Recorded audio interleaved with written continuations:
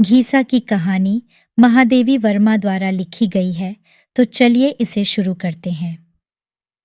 वर्तमान की कौन सी अज्ञात प्रेरणा हमारे अतीत की किसी भूली हुई कथा को संपूर्ण मार्मिकता के साथ दोहरा जाती है। यह जान लेना सहज होता तो मैं भी आज गांव के उस मलिन सहमे नन्हे से विद्यार्थी की सहसा याद आ जाने का कारण बता सकती, जो एक छोटी लहर के समान ही मेरे जीवन तट को अपनी सारी आर्द्रता से छूकर अनंत जलराशि में विलीन हो गया है। गंगा पार झूंसी के खंडहर और उसके आसपास के गांवों के प्रति मेरा जैसा अकारण आकर्षण रहा है, उसे देखकर ही संभवतः लोग जन्म जन्मांतर के संबंध का व्यंग करने लगे हैं। है भी तो आश्चर्य की बात, जिस अवकाश के समय को लोग इष्ट मित्रों से मिलने, उत्सवों में सम्मिलित होने तथा अन्य आमोद प्रमोद के लिए सुरक्षित रखते हैं, उसी को मैं इस खंडहर और उसके क्षत विक्षत चरणों पर पछाडें खाती हुई भागीरथी के तट पर काट ही नहीं, सुख से काट देती हूँ। दूर पास बसे हुए गुद्दियों के बड्ढे बड्ढे घरौंदों के समान लगने वाले कुछ लिपे पुते, कुछ जीर्ण शीर्ण घरों से स्त्रियों का झुंड पीतल तांबे के चमचमाते मिट्टी के नए लाल और पुराने बदरंग खड्डे लेकर गंगा जल भरने आता है, उसे भी मैं पहचान गई हूँ। उनमें कोई बूटेदार लाल, कोई कुछ सफ़ेद और कोई मैल और सूत में अद्वैत स्थापित करने वाली, कोई कुछ नई और कोई छेदों से छलनी बनी हुई धोती पहने रहती है। किसी की मोम लगी पाटियों के बीच में एक अंगुल चौदी सिंदूर रेखा अस्त होते हुए सूर्य की किरणों में चमकती रहती है, और किसी की कड्डे हुए तेल से भी अपरिचित रूखी जटा बनी हुई छोटी छोटी लटें मुख को घेर कर उसकी उदासी को और अधिक केंद्रित कर देती हैं। किसी की सांवली गोल कलाई पर शहर की कच्ची नगदार चूदियों के नग रह रहकर हीरे से चमक जाते हैं, और किसी के दुर्बल काले पहुंचे पर लाख की पीली मैली चूदियां काले पत्थर पर मटमैले चंदन की लकीरें जान पड़ती हैं। कोई अपने गिलट के कड्ढे युक्त हाथ गड्ढे की ओट में छिपाने का प्रयत्न सा करती रहती है, और कोई चांदी के पछेली ककना की झनकार के साथ ही बात करती है। किसी के कान में लाख की पैसे वाली तरकी धोती से कभी कभी झांक भर लेती है, और किसी की ढारें लंबी जंजीर से गला और गाल एक करती रहती है। किसी के गुदना गुदे गेहूं पैरों में चांदी के कड्ढे सुडौलता की परिधि सी लगते हैं, और किसी की फैली उंगलियों और सफ़ेद एड्डियों के साथ मिली हुई स्याही रांगे और कांसे के कड्ढों को लोहे की साफ की हुई बेधियां बना देती हैं। वे सब पहले हाथ मुंह धोती हैं, फिर पानी में कुछ घुसकर गड्ढा भर लेती हैं, तब गड्ढा किनारे रख सिर पर इंडुरी ठीक करती हुई मेरी ओर देखकर कभी मलिन, कभी उजली, कभी दुख की व्यथा भरी, कभी सुख की कथा भरी मुस्कान से मुस्करा देती है। अपने मेरे बीच का अंतर उन्हें झांत है, तभी कदाचित वे मुस्कान के सेतु से उसका वार पार जोड़ना नहीं भूलती। ग्वालों के बालक अपनी चरती हुई गाय भैंसों में से किसी को उस ओर बहकते देखकर ही लखुटी लेकर दौड़ पढ़ाते। गडरियों के बच्चे अपने झुंड की एक भी बकरी या भेद्दा को उस ओर बढ़ते देखकर कान पकड़कर खींच ले जाते हैं, और व्यर्थ दिन भर गिल्ली डंडा खेलने वाले निठल्ले लड़के भी बीच बीच में नजर बचाकर मेरा रुख देखना नहीं भूलते। उस पार शहर में दूध बेचने जाते या लौटते हुए ग्वाले, किले में काम करने जाते या घर आते हुए मजदूर, नाव बांधते या खोलते हुए मल्लाह, कभी कभी चुनरी तरंगाऊ लाल मजीठी हो गाते गाते मुझ पर दृष्टि पड़ जाते ही अचकचाकर चुप हो जाते हैं। कुछ विशेष सभ्य होने का गर्व करने वालों से मुझे एक सलज्ज नमस्कार भी प्राप्त हो जाता है। 000। कह नहीं सकती कब और कैसे मुझे उन बालकों को कुछ सिखाने का ध्यान आया, पर जब बिना कार्यकारिणी के निर्वाचन के, बिना पदाधिकारियों के चुनाव के, बिना भवन के, बिना चंदे की अपील के, और सारांश यह कि बिना किसी चिर परिचित समारोह के, मेरे विद्यार्थी पीपल के पैडाइच की घनी छाया में मेरे चारों ओर एकत्र हो गए, तब मैं बद्धी कठिनाई से गुरु के उपयुक्त गंभीरता का भार वहन कर सकी। और वे जिज्ञासु कैसे थे सो कैसे बताऊं। कुछ कानों में बालियां और हाथों में कड्ढे पहने धुले कुर्ते और ऊंची धोती में नगर और ग्राम का सम्मिश्रण जान पढ़ते थे। कुछ अपने बड्डे भाई का पांव तक लंबा कुर्ता पहने खेत में डराने के लिए खडाढ़े किए हुए नकली आदमी का स्मरण दिलाते थे। कुछ उभरी पसलियों, बड्ढे पेट और टेढ़ी दुर्बल टांगों के कारण अनुमान से ही मनुष्य संतान की परिभाषा में आ सकते थे, और कुछ अपने दुर्बल, रूखे और मलिन मुखों की करुण सौम्यता और निष्प्रभ पीली आंखों में संसार भर की उपेक्षा बटोर बैठे थे। पर घीसा उनमें अकेला ही रहा, और आज भी मेरी स्मृति में अकेला ही आता है। वह गोधूली मुझे अब तक नहीं भूली। संध्या के लाल सुनहली आभा वाले उड्डहते हुए दुकूल पर रात्रि ने मानो छिपकर अंजन की मूठ चला दी थी। मेरा नाव वाला कुछ चिंतित सा लहरों की ओर देख रहा था। बूढ़ी भक्तिन मेरी किताबें, कागज कलम आदि संभाल कर नाव पर रखकर बढ़ते अंधकार पर खिजलाकर बुदबुदा रही थी, या मुझे कुछ सन की बनाने वाले विधाता पर, यह समझना कठिन था। बेचारी मेरे साथ रहते रहते 10 लंबे वर्ष काट आई है। नौकरानी से अपने आप को एक प्रकार की अभिभाविका मानने लगी है, परंतु मेरी सनक का दुष्परिणाम सहने के अतिरिक्त उसे क्या मिला है? सहसा ममता से मेरा मन भर आया, परंतु नाव की ओर बढ़ते हुए मेरे पैर फैलते हुए अंधकार में से एक स्त्री मूर्ति को अपनी ओर आता देख ठिठक रहे। सांवले, कुछ लंबे से मुखधे में पतले स्याह ओठ कुछ अधिक स्पष्ट हो रहे थे। आंखें छोटी पर व्यथा से आर्द्र थीं। मलिन, बिना किनारी की गाढ़े की धोती ने उसके सलूका रहित अंगों को भलीभांति ढक लिया था, परंतु तब भी शरीर की सुडौलता का आभास मिल रहा था। कंधे पर हाथ रखकर वह जिस दुर्बल अर्धनग्न बालक को अपने पैरों से चिपकाए हुए थी, उसे मैंने संध्या के झुटपुटे में ठीक से नहीं देखा। स्त्री ने रुक रुक कर कुछ शब्दों और कुछ संकेत में जो कहा, उसे मैं केवल यह समझ सकी कि उसके पति नहीं है। दूसरों के घर लीपने पोतने का काम करने वह चली जाती है, और उसका यह अकेला लड्डा ऐसे ही घूमता रहता है। मैं इसे भी और बच्चों के साथ बैठने दिया करूं तो यह कुछ तो सीख सके।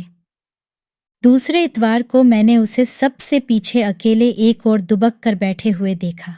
पक्का रंग पर गठन में विशेष सुडौल, मलिन मुख जिसमें 2 पीली पर सचेत आंखें जड्डी सी जान पद्धति थीं, कसकर बंद किए हुए पतले ओठों की दृढ़ता और सिर पर खड्डे हुए छोटे छोटे रूखे बालों की उग्रता उसके मुख की संकोच भरी कोमलता से विद्रोह कर रही थी। उभरी हड्डियों वाली गर्दन को संभाले हुए झुके कंधों से रक्तहीन मटमैली हथेलियों और टेढ़े मेढ़े कटे हुए नाखूनों युक्त हाथों वाली पतली बाहें ऐसी झूलती थीं जैसे ड्रामा में विष्णु बनने वाले की 2 नकली भुजाएं। निरंतर दौड़ते रहने के कारण उस लचीले शरीर में दुबले पैर ही विशेष पुष्ट जान पद्धते थे। बस ऐसा ही था वह, न नाम में कवित्व की गुंजाइश, न शरीर में। पर उसकी सचेत आंखों में न जाने कौन सी जिज्ञासा भरी थी। वे निरंतर घड्डी की तरह खुली मेरे मुख पर टिकी ही रहती थीं, मानो मेरी सारी विद्या बुद्धि को सीख लेना ही उनका ध्येय था। लट्ज के उससे कुछ खिंचे खिंचे से रहते थे, इसलिए नहीं कि यह कोरी था, वरन इसलिए कि किसी की माँ, किसी की नानी, किसी की बुआ आदि ने घीसा से दूर रहने की नितांत आवश्यकता उन्हें कान पकड़ कर समझा दी थी। यह भी उन्होंने बताया और बताया घीसा के सबसे अधिक क्रूप नाम का रहस्य। बाप तो जन्म से पहले ही नहीं रहा। घर में कोई देखने भालने वाला न होने के कारण माँ उसे बंदरिया के बच्चे के समान चिपकाए फिरती थी। उसे एक ओर लिटाकर जब वह मजदूरी के काम में लग जाती थी, तब पेट के बल घसीट घसीट कर बालक संसार के प्रथम अनुभव के साथ साथ इस नाम की योग्यता भी प्राप्त करता जाता था। फिर धीरे धीरे अन्य स्त्रियां भी मुझे आते जाते रोक कर अनेक प्रकार की भाव भंगिमा के साथ एक विचित्र सांकेतिक भाषा में घीसा की जन्मजात अयोग्यता का परिचय देने लगीं। क्रमशः मैंने उसके नाम के अतिरिक्त और कुछ भी जाना। उसका बाप था तो कोरी, पर बड्डा ही अभिमानी और भला आदमी बनने का इच्छुक। डलिया आदि बुनने का काम छोड़ ढाक कर वह थोड़ी बरहईगिरी सीख आया, और केवल इतना ही नहीं, एक दिन चुपचाप दूसरे गांव से युवती वधू लाकर उसने अपने गांव की सब सजातीय सुंदरी बालिकाओं को उपेक्षित और उनके योग्य माता पिता को निराश कर डाला। मनुष्य इतना अन्याय सह सकता है, परंतु ऐसे अवसर पर भगवान की असहिष्णुता प्रसिद्ध ही है। इसी से जब गांव के चौखट किवाड़ डिच बनाकर और ठाकुरों के घरों में सफेदी करके उसने कुछ ठाट बाट से रहना आरंभ किया, तब अचानक हैजे के बहाने वह वहां बुला लिया गया, जहां न जाने का बहाना, न उसकी बुद्धि सोच सकी, न अभिमान। पर स्त्री भी कम गर्वीली न निकली।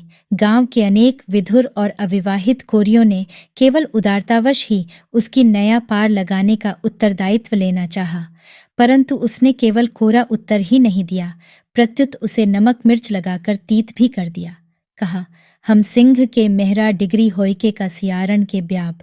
फिर बिना स्वर ताल के आंसू गिराकर, बाल खोलकर, चूधियां फोड़कर और बिना किनारे की धोती पहनकर जब उसने बद्धे घर की विधवा का स्वांग भरना आरंभ किया, तब तो सारा समाज क्षोभ के समुद्र में डूबने उतराने लगा। उस पर घीसा बाप के मरने के बाद हुआ है। हुआ तो वास्तव में 6 महीने बाद, परंतु उस समय के संबंध में क्या कहा जाए, जिसका कभी एक क्षण वर्ष सा बीतता है और कभी एक वर्ष क्षण हो जाता है। इसी से यदि 6 मास का समय रबर की तरह खींचकर 1 साल की अवधि तक पहुंच गया, तो इसमें गांव वालों का क्या दोष।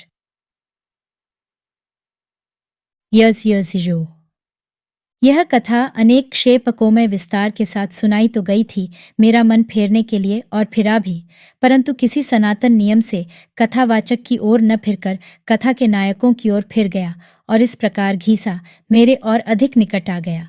वह अपना जीवन संबंधी अपवाद कदाचित पूरा नहीं समझ पाया था, परंतु अधूरे का भी प्रभाव उस पर कम न था, क्योंकि वह सबको अपनी छाया से इस प्रकार बचाता रहता था मानो उसे कोई छूत की बीमारी हो। पढ़ने, उसे सबसे पहले समझने, उसे व्यवहार के समय स्मरण रखने, पुस्तक का उत्तरदायित्व बद्दी गंभीरता से निभाने में उसके समान कोई चतुर न था। इसी से कभी कभी मन चाहता था कि उसकी माँ से उसे मांग ले जाऊं और अपने पास रखकर उसके विकास की उचित व्यवस्था कर दूं, परंतु उस उपेक्षिता पर मानिनी विधवा का वही एक सहारा था। वह अपने पति का स्थान छोड़ने पर प्रस्तुत न होगी, यह भी मेरा मन जानता था, और उस बालक के बिना उसका जीवन कितना दुर्वाह हो सकता है, यह भी मुझसे छिपा न था। फिर 9 साल के कर्तव्य परायण घीसा की गुरु भक्ति देखकर उसकी मातृभक्ति के संबंध में कुछ संदेह करने का स्थान ही नहीं रह जाता था, और इस तरह घीसा ही उन्हीं कठोर परिस्थितियों में रहा, जहाँ क्रूरतम नियति ने केवल अपने मनोविनोद के लिए ही उसे रख दिया था। शनिश्चर के दिन ही वह अपने छोटे दुर्बल हाथों से पीपल की छाया को गोबर मिट्टी से पीला चिकनापन दे आता था। फिर इतवार को माँ के मजदूरी पर जाते ही एक मैले फटे कपड्डे में बंधी मोटी रोटी और कुछ नमक या थोड़ा छबेना और एक डली गुड्ड बगल में दबाकर पीपल की छाया को एक बार फिर झाँधने बुहारने के पश्चात वह गंगा के तट पर आ बैठता और अपनी पीली सतेज आंखों पर क्षीण सांवले हाथ की छाया कर दूर दूर तक दृष्टि को दौड़ाता रहता। जैसे ही उसे मेरी नीली सफेद नाव की झलक दिखाई पड़ती, वैसे ही वह अपनी पतली टांगों पर तीर के समान उड़ता और बिना नाम लिए हुए ही साथियों को सुनाने के लिए गुरु साहब कहता हुआ फिर पेड़ के नीचे पहुंच जाता, जहां न जाने कितनी बार दोहराए तिहराए हुए कार्यक्रम की एक अंतिम आवृत्ति आवश्यक हो उठती। पैडेज की नीची डाल पर रखी हुई मेरी शीतल पाटी उतार कर बार बार झादा पहुंचकर बिछाई जाती।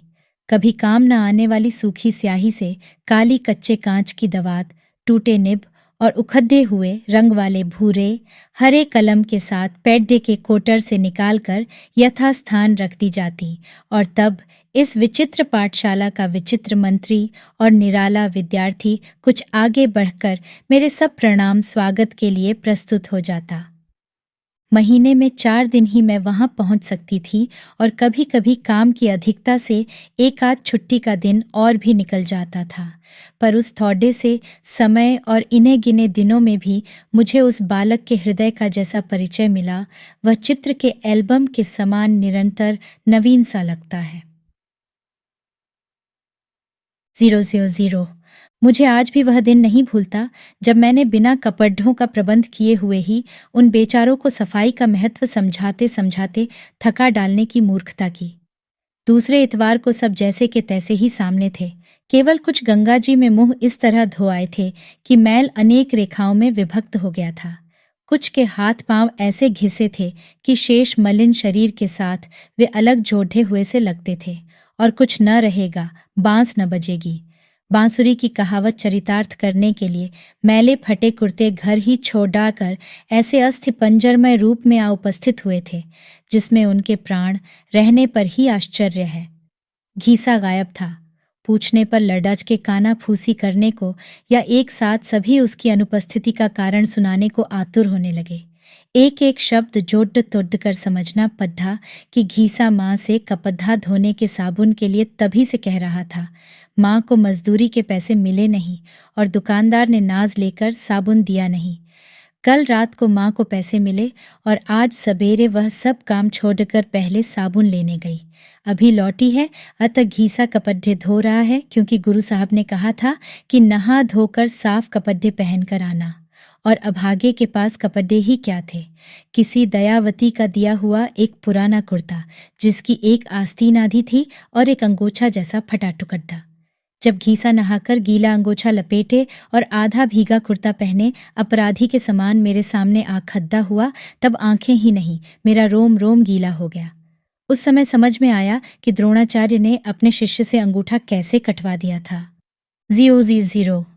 एक दिन न जाने क्या सोचकर मैं उन विद्यार्थियों के लिए 5-6 सेर जलेबियां ले गई, पर कुछ तोलने वाले की सफाई से, कुछ तुलवाने वाले की समझदारी से और कुछ वहां की छीना झपटी के कारण प्रत्येक को 5 से अधिक न मिल सकी। एक कहता था मुझे एक कम मिली, दूसरे ने बताया मेरी अमुक ने छीन ली, तीसरे को घर में सोते हुए छोटे भाई के लिए चाहिए, चौथे को किसी और की याद आ गई। पर इस कोलाहल में अपने हिस्से की जलेबियां लेकर घीसा कहाँ खिसक गया, यह कोई न जान सका। एक नटखट अपने साथी से कह रहा था, सार एक ठो पिलवा पाले है, ओही का देय बरे गा होए। पर मेरी दृष्टि से संकुचित होकर चुप रह गया और तब तक घीसा लौटा ही। उसका सब हिसाब ठीक था। जलखई वाले छन्ने में 2 जलेबियां लपेटकर वह माई के लिए छप्पर में खोस आया है। एक उसने अपने पाले हुए बिना माँ के कुत्ते के पिल्ले को खिला दी और 2 स्वयं खा ली। और चाहिए पूछने पर उसकी संकोच भरी आंखें झुक गईं, ओठ कुछ हिले। पता चला कि पिल्ले को उससे कम मिली है। दें तो गुरु साहब पिल्ले को ही एक और दे दें। 0 और होली के पहले की एक घटना तो मेरी स्मृति में ऐसे गहरे रंगों से अंकित है जिसका धुल सकना सहज नहीं। उन दिनों हिंदू मुस्लिम वैमनस्य धीरे धीरे बढ़ा रहा था और किसी दिन उसके चरम सीमा तक पहुंच जाने की पूर्ण संभावना थी। घीसा 2 सप्ताह से ज्वर में पड़डा था, दवा मैं भिजवा देती थी, परंतु देखभाल का कोई ठीक प्रबंध न हो पाता था। 2-4 दिन उसकी माँ स्वयं बैठी रही, फिर एक अंधी बुढ़िया को बैठाकर काम पर जाने लगी। इतवार की सांझ को मैं बच्चों को विदा दे घीसा को देखने चली, परंतु पीपल के 50 पग दूर पहुँचते पहुँचते उसी को डगमगाते पैरों से गिरते पढ़ते अपनी ओर आते देख मेरा मन उद्विग्न हो उठा। वह तो इधर 15 दिन से उठा ही नहीं था, अतः मुझे उसके सन्निपात ग्रस्त होने का ही संदेह हुआ। उसके सूखे शरीर में तरल विद्युत सी दौड़ रही थी, आंखें और भी सतेज और मुख ऐसा था जैसे हल्की आंच में धीरे धीरे लाल होने वाला लोहे का टुकड़ा। पर उसके वातग्रस्त होने से भी अधिक चिंताजनक उसकी समझदारी की कहानी निकली। वह प्यास से जाग गया था, पानी पास मिला नहीं और मनिया की अंधी आजी से मांगना ठीक न समझकर वह चुपचाप कष्ट सहने लगा। इतने में मुल्लू के कक्का ने पार से लौटकर दरवाजे से ही अंधी को बताया कि शहर में दंगा हो रहा है और तब उसे गुरु साहब का ध्यान आया। मुल्लू के कक्का के हटते ही वह ऐसे हौले हौले उठा कि बुढ़िया को पता ही न चला और कभी दीवार कभी पैडियज का सहारा लेता लेता इस ओर भागा। अब वह गुरु साहब के गोद धरकर यहीं पड्या रहेगा, पर पार किसी तरह भी न जाने देगा। तब मेरी समस्या और भी जटिल हो गई। पार तो मुझे पहुंचना था ही, पर साथ ही बीमार घीसा को ऐसे समझाकर जिससे उसकी स्थिति और गंभीर न हो जाए। पर सदा के संकोची, नम्र और आज्ञाकारी घीसा का इस दृढ़ और हठी बालक में पता ही न चलता था। उसने परसाल ऐसे ही अवसर पर हताहत 2 मल्लाह देखे थे और कदाचित इस समय उसका रोग से विकृत मस्तिष्क उन चित्रों में गहरा रंग भरकर मेरी उलझन को और उलझा रहा था। पर उसे समझाने का प्रयत्न करते करते अचानक ही मैंने एक ऐसा तार छू दिया जिसका स्वर मेरे लिए भी नया था।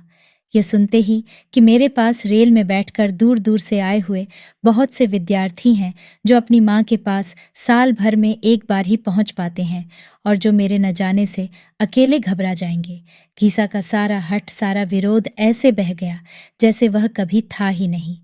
और तब घीसा के समान तर्क की क्षमता किसमें थी? जो सांझ को अपनी माई के पास नहीं जा सकते, उनके पास गुरु साहब को जाना ही चाहिए। घीसा रोकेगा तो उसके भगवान जी गुस्सा हो जाएंगे, क्योंकि वे ही तो घीसा को अकेला बेकार घूमता देखकर गुरु साहब को भेज देते हैं। आदि आदि उसके तर्कों का स्मरण कर आज भी मन भर आता है। परंतु उस दिन मुझे आपत्ति से बचाने के लिए अपने बुखार से जलते हुए अशक्त शरीर को घसीट लाने वाले घीसा को जब उसकी टूटी खटिया पर लिटाकर मैं लौटी, तब मेरे मन में कौतूहल की मात्रा ही अधिक थी। इसके उपरांत घीसा अच्छा हो गया और धूल और सूखी पत्तियों को बांधकर उन्मत्त के समान घूमने वाली गर्मी की हवा से उसका रोज संग्राम छिदने लगा। झाधाते ही वह पाठशाला धूल धूसरित होकर भूरे, पीले और कुछ हरे पत्तों की चादर में छिपकर तथा कंकाल शेषी शाखाओं में उलझते, सूखे पत्तों को पुकारते, वायु की संतप्त सरसर से मुखरित होकर उस भ्रांत बालक को चिढ़ाने लगती। तब मैंने तीसरे पहर से संध्या समय तक वहां रहने का निश्चय किया, परंतु पता चला घीसा किसकिसाती आंखों को मलता और पुस्तक से बार बार धूल झाड़ता हुआ दिन भर वहीं पेड्डा के नीचे बैठा रहता है, मानो वह किसी प्राचीन युग का तपोव्रती अनागरिक ब्रह्मचारी हो, जिसकी तपस्या भंग के लिए ही लू के झोंके आते हैं। इस प्रकार चलते चलते समय ने जब दाईं छूने के लिए दौड़े हुए बालक के समान झपट कर उस दिन पर उंगली धर दी जब मुझे उन लोगों को छोड़ जाना था, तब तो मेरा मन बहुत ही अस्थिर हो उठा। कुछ बालक उदास थे और कुछ खेलने की छुट्टी से प्रसन्न, कुछ जानना चाहते थे कि छुट्टियों के दिन चूने की टिपकियां रखकर गिने जाएं या कोयले की लकीरें खींचकर। कुछ के सामने बरसात में छूते हुए घर में 8 पृष्ठ की पुस्तक बचा रखने का प्रश्न था और कुछ कागजों पर चूहों के आक्रमण की ही समस्या का समाधान चाहते थे। ऐसे महत्वपूर्ण कोलाहल में घीसा न जाने कैसे अपना रहना अनावश्यक समझ लेता था। अतः सदा के समान आज भी मैं उसे न खोज पाई। जब मैं कुछ चिंतित सी वहां से चली, तब मन भारी भारी हो रहा था, आंखों में कोहरा सा घिरघिराता था। वास्तव में उन दिनों डॉक्टरों को मेरे पेट में फोड़ा होने का संदेह हो रहा था। ऑपरेशन की संभावना थी। कब लौटूंगी या नहीं लौटूंगी, यही सोचते सोचते मैंने फिरकर चारों ओर जो आर्द्र दृष्टि डाली, वह कुछ समय तक उन परिचित स्थानों को भेंट कर वहीं उलझ रही। पृथ्वी के उच्चवास के समान उठते हुए धुंधलेपन में वे कच्चे पर आकंठ मग्न हो गए थे। केवल फूस के मटमैले और खपरैल के कत्थई और काले छप्पर वर्षा में बरी गंगा के मिट्टी जैसे जल में पुरानी नावों के समान जान पड़ते थे। कछार की बालू में दूर तक फैले तरबूज और खरबूजे के खेत अपनी सिर की ओर फूस के मुट्ठियों, टट्टियों और रखवाली के लिए बनी पर्णकुटियों के कारण जल में बसे किसी आदिम द्वीप का स्मरण दिलाते थे। उनमें 1-2 दिए जल चुके थे। तब मैंने दूर पर एक छोटा सा काला धब्बा आगे बढ़ता देखा। वह घीसा ही होगा, यह मैंने दूर से ही जान लिया। आज गुरु साहब को उसे विदा देना है, यह उसका नन्हा हृदय अपनी पूरी संवेदना शक्ति से जान रहा था, इसमें संदेह नहीं था। परंतु उस उपेक्षित बालक के मन में मेरे लिए कितनी सरल ममता और मेरे बिछोह की कितनी गहरी व्यथा हो सकती है, यह जानना मेरे लिए शेष था। निकट आने पर देखा कि उस धूमिल गोधूली में बादामी कागज पर काले चित्र के समान लगने वाला नंगे बदन घीसा एक बद्धा तरबूज दोनों हाथों में संभाले था, जिसमें बीच के कुछ कटे भाग में से भीतर की इष्ट लक्ष्य ललाई चारों ओर के गहरे हरेपन में कुछ बंद गुलाबी फूल जैसी जान पड़ ढती थी। घीसा के पास न पैसा था न खेत, तब क्या वह इसे चुरा लाया है? मन का संदेह बाहर आया ही, और तब मैंने जाना कि जीवन का खरा सोना छिपाने के लिए मलिन शरीर को बनाने वाला ईश्वर उस बूढ़े आदमी से भिन्न नहीं, जो अपनी सोने की मोहर को कच्ची मिट्टी की दीवार में रखकर निश्चिंत हो जाता है। घीसा गुरु साहब से झूठ बोलना भगवान जी से झूठ बोलना समझता है। वह तरबूज कई दिन पहले देख आया था। माई के लौटने में जाने क्यों देर हो गई, तब उसे अकेले ही खेत पर जाना पड़ा। वहां खेत वाले का लड्डजका था, जिसकी उसके नए कुर्ते पर बहुत दिन से नजर थी। प्राय सुना सुना कर कहता था कि जिनकी भूख जूठी पत्तल से बुझ सकती है, उनके लिए परोसा लगाने वाले पागल होते हैं। उसने कहा, पैसा नहीं है तो कुर्ता दे जाओ, और घीसा आज तरबूज न लेता तो कल उसका क्या करता। इससे कुर्ता दे आया, पर गुरु साहब को चिंता करने की आवश्यकता नहीं, क्योंकि गर्मी में वह कुर्ता पहनता ही नहीं और जाने आने के लिए पुराना ठीक रहेगा। तरबूज सफ़ेद न हो इसलिए कटवाना पड़ा। मीठा है या नहीं यह देखने के लिए उंगली से कुछ निकाल भी लेना पड़ा। गुरु साहब न लें तो घीसा रात भर रोएगा, छुट्टी भर रोएगा। ले जावें तो वह रोज नहा धोकर पेड़ के नीचे पढ़ा हुआ पाठ दोहराता रहेगा और छुट्टी के बाद पूरी किताब पट्टी पर लिखकर दिखा सकेगा। और तब अपने स्नेह में प्रगल्भ उस बालक के सिर पर हाथ रखकर मैं भावातिरेक से ही निश्चल हो रही। उस तट पर किसी गुरु को किसी शिष्य से कभी ऐसी दक्षिणा मिली होगी, ऐसा मुझे विश्वास नहीं, परंतु उस दक्षिणा के सामने संसार में अब तक सारे आदान प्रदान फीके जान पड़े। फिर घीसा के सुख का विशेष प्रबंध कर मैं बाहर चली गई और लौटते लौटते कई महीने लग गए। इस बीच में उसका कोई समाचार न मिलना ही संभव था। जब फिर उस ओर जाने का मुझे अवकाश मिल सका, तब घीसा को उसके भगवान जी ने सदा के लिए पढ़ने से अवकाश दे दिया था। आज वह कहानी दोहराने की मुझ में शक्ति नहीं है, पर संभव है आज के कल, कल के कुछ दिन, दिनों के मास और मास के वर्ष बन जाने पर मैं दार्शनिक के समान धीर भाव से उस छोटे जीवन का उपेक्षित अंत बन सकूंगी। अभी मेरे लिए इतना ही पर्याप्त है कि मैं अन्य मलिन मुखों में उसकी छाया ढूंढती रहूं।